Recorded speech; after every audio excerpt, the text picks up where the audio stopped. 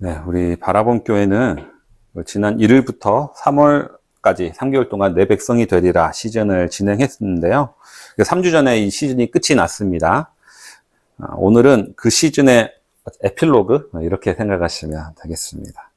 하나님께서는 이제 이집트에서 바로의 노예와 같은 삶을 살아가던 이스라엘 백성들을 광야로 불러내셨습니다. 그리고 가나안 땅에 도착할 때까지 광야에서 40년을 지내게 하시면서 하나님의 백성으로 다듬어 가시고 훈련시키셨는데요. 오늘 말씀은 그렇게 광야를 거친 이스라엘 백성들이 실제로 어떻게 변화되었는지를 함께 살펴봅니다. 일단 오늘 읽은 본문은 여호수아서인데요. 그 여호수아의 주인공은 출애굽 2세대들입니다. 처음에 이집트를 탈출하던 당시에 그 당시 20세 이상의 사람들을 출애굽 1세대라고 부르는데요.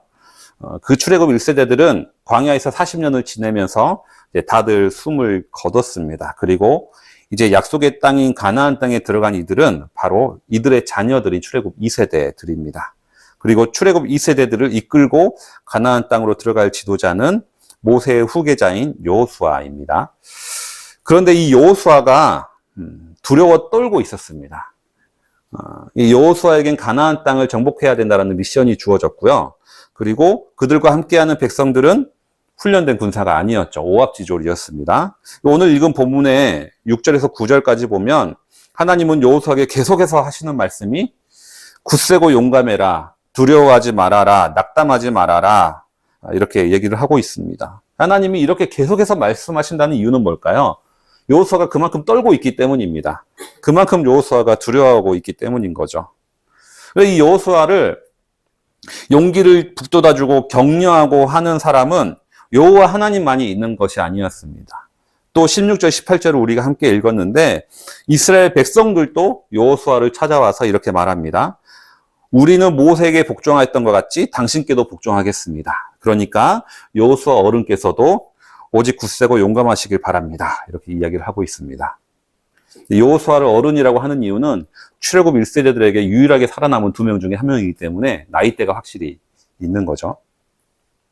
보시면 이스라엘 백성들의 반응은 모세 때와 전혀 다른 걸 우리는 볼 수가 있습니다. 모세 때는 지도자가 계속 백성에게 하나님을 의지하라고 계속 설득하고 권면했습니다. 그럼에도 불구하고 출애굽 1세대들은 뭔가 좀 마음에 안 드는 구석이 있거나 불편한 구석만 있으면 항상 원망하고 불평을 했었습니다. 때로는 이들의 자신들의 지도자인 모세와 아론을 몰아내려고 반역까지 일으켰습니다. 이들이 출애굽 1세대들입니다. 그런데 광야에 40년을 지내고 나서 출애굽 2세대들이 와서는 모습이 완전히 달라진 거죠. 오히려 지도자들은 두려워 떨고 있는데 여호수아는 두려워 떨고 있는데 백성들이 와가지고 여호수아에게 순종을 약속하고 용기를 북돋아 주는 겁니다. 180도 달라진 거죠. 어떻게 이렇게 달라졌을까?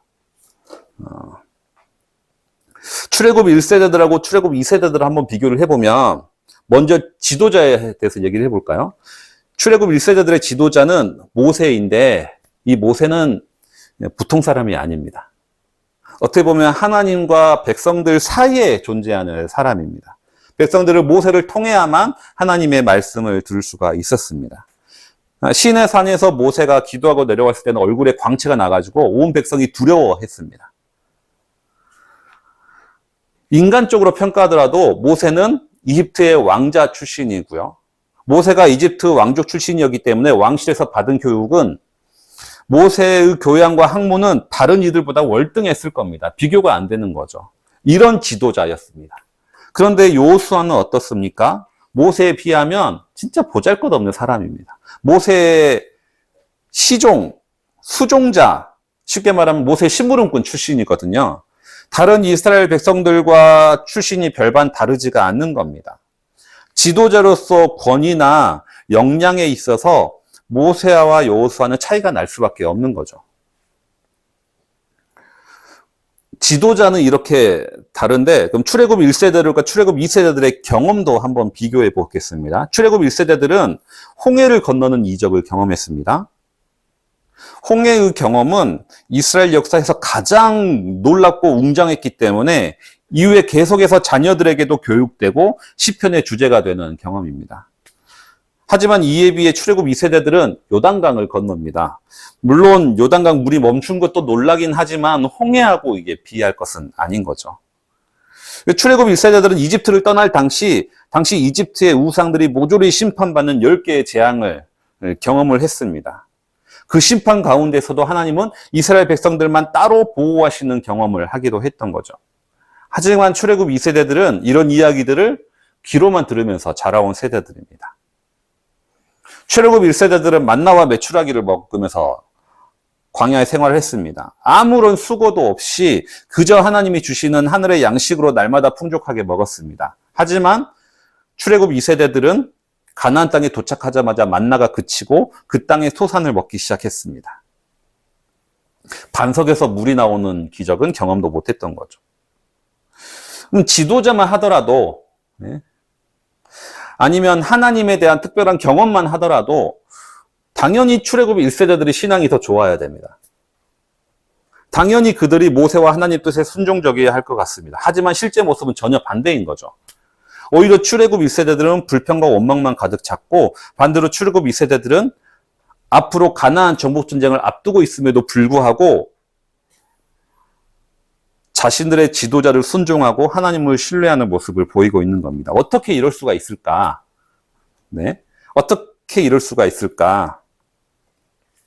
이 상황을 보고 우리는 두 가지를 알 수가 있는데요. 첫 번째는 좋은 지도자가 나를 좋은 신앙을 갖게 만드는 게 아니라는 겁니다. 앞에서 말씀드렸지만 모세는 그 누구보다도 비교할 수 없는 뛰어난 지도자입니다.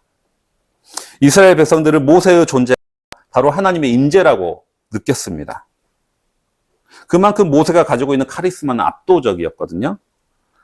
성경에서는 모세와 같은 선지자는 없다고 평가했습니다. 후대 유대인들은 모세를 예수님과 비교했습니다. 위대한 인물이었죠. 그런데 이렇게 좋은 지도자를 만난 출애굽 1세대들은 오히려 하나님을 더 의지하지 못했던 겁니다. 이게 무슨 의미냐?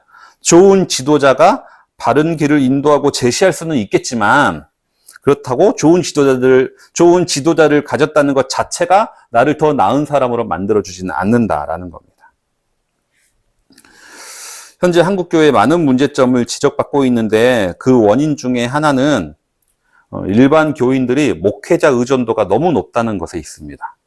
물론 신앙이나 영적 성장을 위해서 목회자의 도움이 필요하긴 하겠지만 문제는 일상생활에 있어서도 목회자 의존도가 너무 높습니다.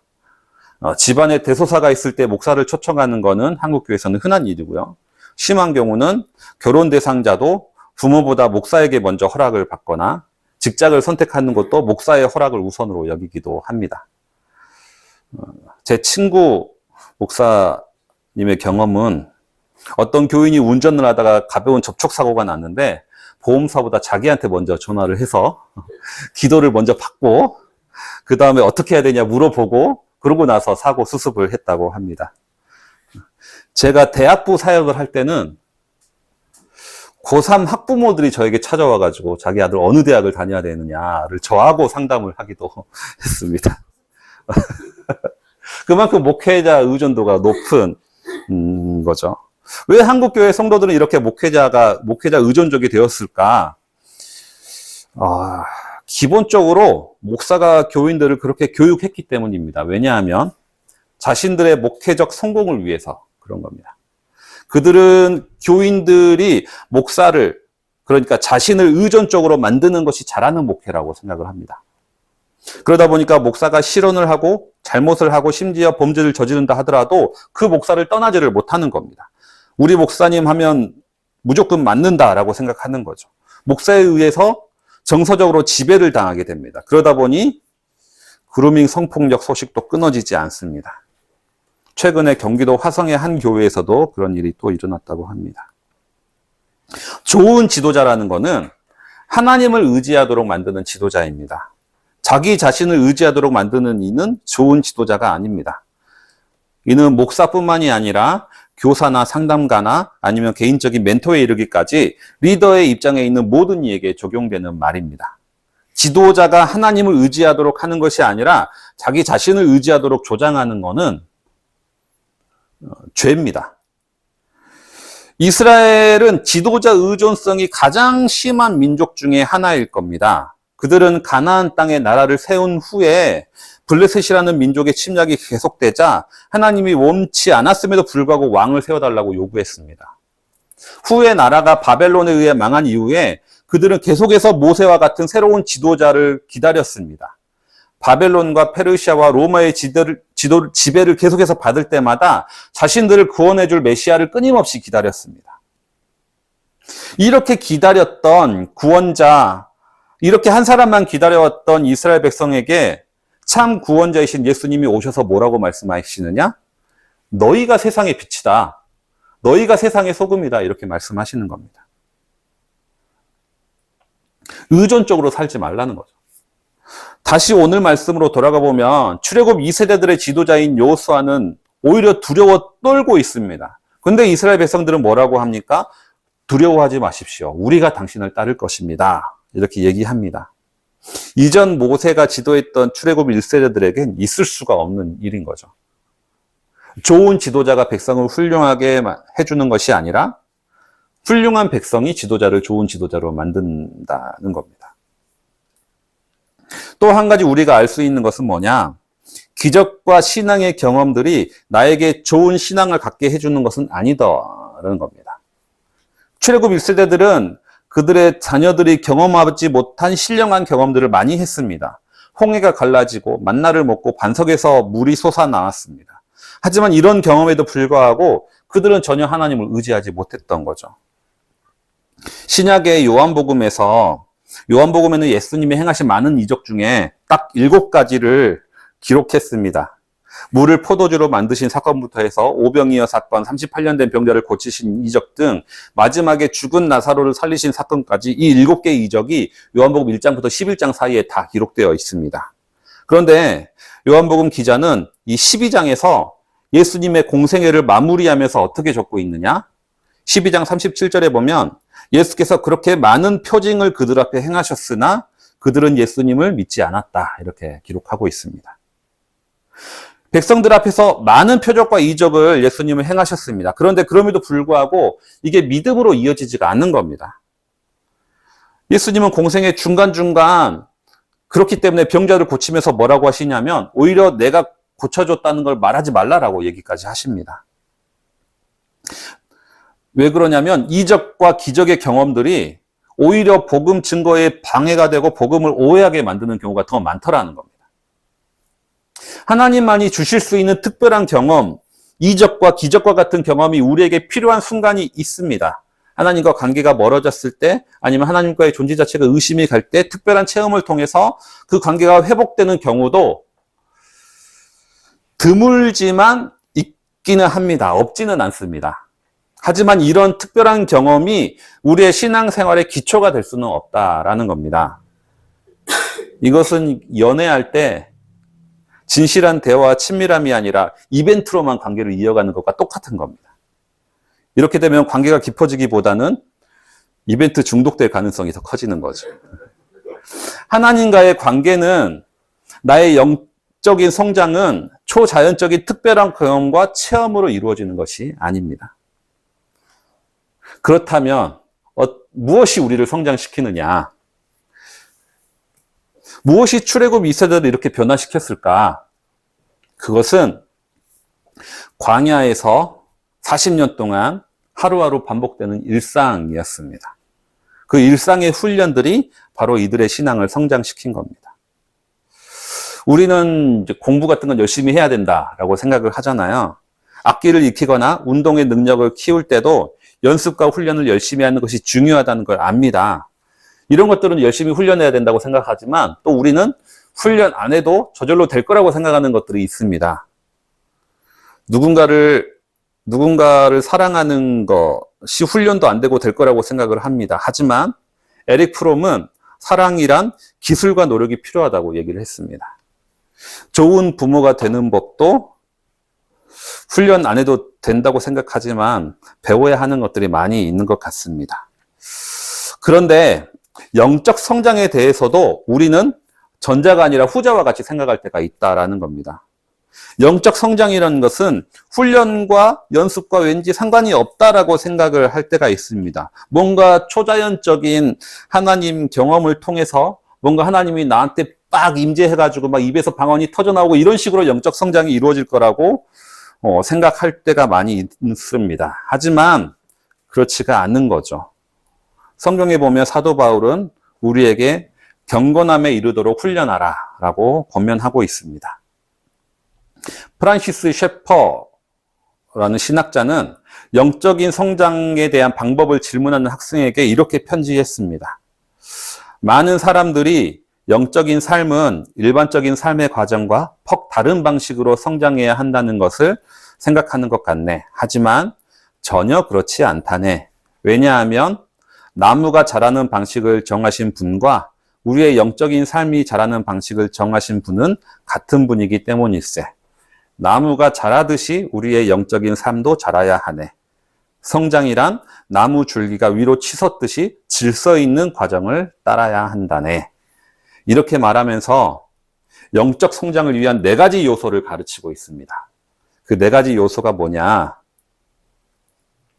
저도 기대를 했다가 실망했는데 첫 번째는 성경을 정기적으로 읽을 것, 2번째는 항상 기도할 것, 3번째는 신실한 신앙인들과 교제할 것, 그리고 마지막에는 다른 이들에게 주님의 사역을 알릴 것. 이 4가지입니다. 너무나 당연한 얘기고 너무나 뻔한 이야기이죠. 하지만 셰퍼가 말하는 것은 영적인 성자가 성숙을 위해서 특별한 것이 없다라는 겁니다. 왕도가 없는 겁니다. 그냥 꾸준한 연습과 훈련이 그 방법인 거죠. 이스라엘 백성들은 왜 광야에서 훈련을 해야 했을까요? 이집트의 묵은 때를 벗겨내기 위해서였습니다. 이집트의 파라오 신앙, 화려한 건물과 건축물, 물질적 풍요 추구, 우상 숭배와 같이 이집트에 생활하면서 물들어버린 그 때와 시각을 고치기 위해서 광야에 40년의 생활이 있었습니다. 악기를 배울 때 악기를 처음 배우는 사람보다 더 어려운 사람이 있습니다. 악기를 잘못 배운 사람입니다. 운동을 배울 때도 마찬가지입니다. 처음 배울 때보다 더 어려운 사람은 잘못된 자세로 굳어진 사람이 더 어려운 거죠. 신앙도 마찬가지입니다. 성숙한 신앙인이 되기 위해서 우리 안에 묵은 때가 있습니다. 우리 안에 세상 속에 살다가 오염되어 있는 성공 만능주의, 물신주의와 같은 잘못된 가치관이 이미 우리 안에 자리 잡고 있습니다. 이것을 벗겨지지 않으면 신앙이 들어온다 하더라도 신앙이 오염되는 거죠. 번영신앙이나 기복신앙과 같이 사회적으로 성공하는 것이 신앙이 좋은 것이라고 오해하게 됩니다. 따라서 이 경건의 훈련과 함께 또 중요한 것은 이 묵은 때를 벗겨내는 것이 중요합니다. 말씀을 정리하겠습니다.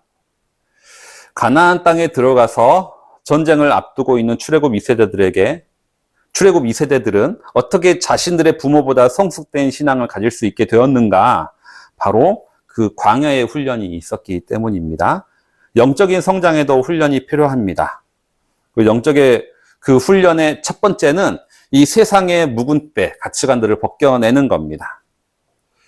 좋은 지도자가 나를 성장시키는 것도 아니고 특별한 경험을 추구하는 것은 그것은 우리의 경건의 기초를 오히려 쉽게 흔들리게 만듭니다.